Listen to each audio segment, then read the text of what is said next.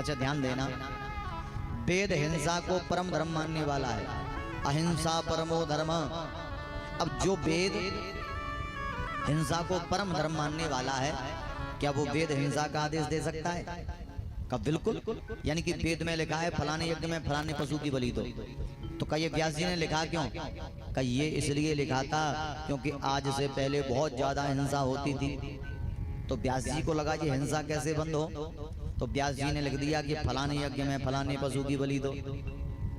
अब व्यास जी को लगा यज्ञ रोज रोज तो होते नहीं, 2-4-6 साल में होते हैं, और कहा जब 2-4-6 साल में यज्ञ होगा तो 2-4-6 साल में बलि लगेगी, और धीरे धीरे जो बलि की प्रथा है वो धीरे धीरे बंद हो जाएगी। यानी कि व्यास जी ने हिंसा को बंद कराने के लिए लिखा था कि फलाने यज्ञ में फलाने पशु की बलि दो। पर जो अनजान विद्वान हैं, जो अनभिज्ञ ब्राह्मण हैं, उन्होंने क्या किया? अर्थ की जगह अनर्थ कर दिया। एक दृष्टांत से समझेंगे। एक विद्यालय में बहुत से विद्यार्थी रहते थे।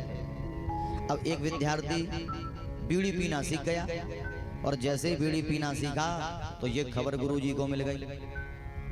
गुरुजी ने कहा बेटा विद्यालय में बीड़ी पीना अनुचित है, तुम बीड़ी पियोगे तो धीरे धीरे सब सीख जाएंगे, इसलिए बेटा एक काम करो बीड़ी को छोड़ दो। पर उस बेटा ने कहा गुरुजी मैं विद्यालय छोड़ दूंगा पर बीड़ी नहीं छोड़ सकता। क्यों? कहा मुझे आदत हो गई है। अब गुरुजी को लगा इसकी बीड़ी कैसे छुड़ाऊं, तो गुरुजी ने कहा बेटा एक काम किया कर, 7 दिन में रविवार की छुट्टी रहती है, और जब रविवार की छुट्टी रहती है तो तू केवल 7 दिन में एक दिन बीड़ी पिया कर, रविवार के दिन। अब गुरुजी को लगा जब 7 दिन में एक बार बीड़ी पिएगा तो धीरे धीरे बीड़ी पीना बंद कर देगा। अब गुरुजी ने तो समझा दिया। अब एक दिन की बात आ गया रविवार, अब गुरुजी तो बाजार में सौदा लेने के लिए चले गए।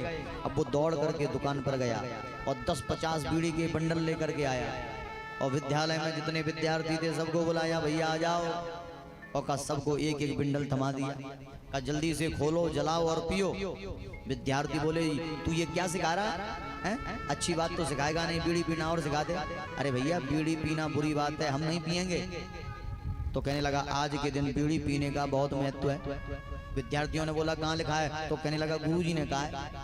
अब गुरुजी ने तो उसे सुधारने के लिए कहा था, पर उसने क्या किया? सुधारने वाली बात को ही बिगाड़ने का प्रमाण पत्र बना दिया। तो इसी प्रकार वेद की भाषा बड़ी कठिन है, वेद की भाषा को समझना बड़ा मुश्किल है, इसलिए वेद का अधिकार हर विद्वान को नहीं दिया। जो विद्वान वेद को सही तरीके से नहीं समझते, पता है वो क्या करते हैं? वो अर्थ की जगह अनर्थ कर देते हैं।